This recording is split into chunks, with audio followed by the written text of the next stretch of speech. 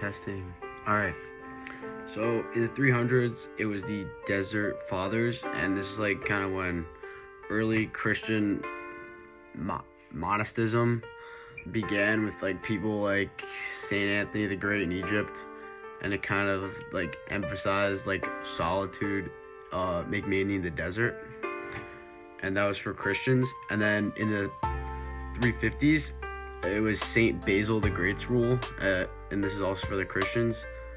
Saint Basil developed like kind of like a general rule for the Eastern Christian monasticism, and it like set like the groundwork for monasticism in the East. And then in 1610 CE, there was revelation to the Prophet Muhammad. This is for Islamic religion, and this is when the Prophet Muhammad received his first revelation in Mecca, and this kind of like marked the start of the Islamic religion. And then in 529 CE, it was the establishment of Monte Cassino, which is for Christians, and this is when Saint Benedict of Nursia found the Abbey of Monte Cassino, and he wrote the rule of, I don't know if it's he, but wrote the rule of Saint Benedict, which kind of influenced Western monasticism. So it's kind of spreading all over, just how Saint Basil helped in the East, he helped in the West.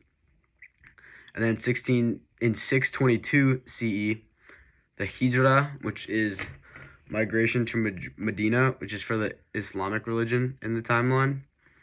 The Prophet Muhammad and his followers migrate to Medina, which marks the start of the Islamic calendar and kind of like consolidates the Muslim community. And then in 630 CE, it was the conquest of Mecca, which is also for Islamic religion in the timeline.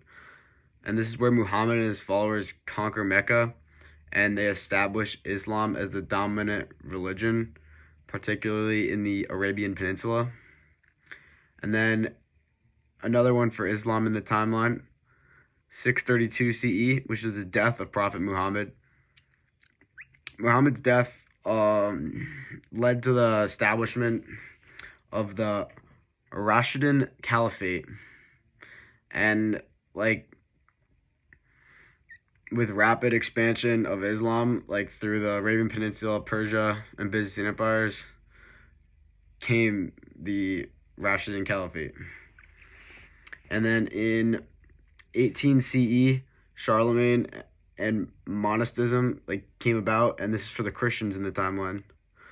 So Charlemagne encouraged the spread of monasteries all across Europe, which becomes like a key part in making everyone Christian in the region. And some people even call Charlemagne the father of Europe, but that tends to be debated. I saw that as an option for an essay. And then next up in the timeline is the Umayyad Caliphate for Islam in 661 CE. And the Umayyad dynasty kind of takes control, which furthers the expansion of Islam into North Africa and Spain and Asia and all that. And then next up is also Islam in the timeline in 750 CE is the Abbasid Caliphate. And this like kind of overthrows the Umayyads, and it moves to the capital of Baghdad, and it kind of like flourishes. And then in the 9th and 10th centuries, for the Christians, it was like the growth of Benedictine monasticism, and it kind of becomes like these monasteries become like prominent across Europe, and like they're super important in the education system as well as agriculture, and they kind of preserve Christianity and like knowledge throughout Europe. And then in the 8th and through 10th centuries, it was the Islamic expansion to Europe and Asia. So this is for Islam in the timeline. and they just continue to spread into Africa, India, and they established like a super significant cultural influence as well as a political influence. And in the 9th through 10th centuries, it was the Abbasid Golden Age for Islam. And they kind of like create advancements in like science, medicine, education, you name it. And this was all during the Abbasid Caliphate. And so that's how the Christianity religion came to be, as well as the Islamic religion came to be, all in one timeline. Thank you.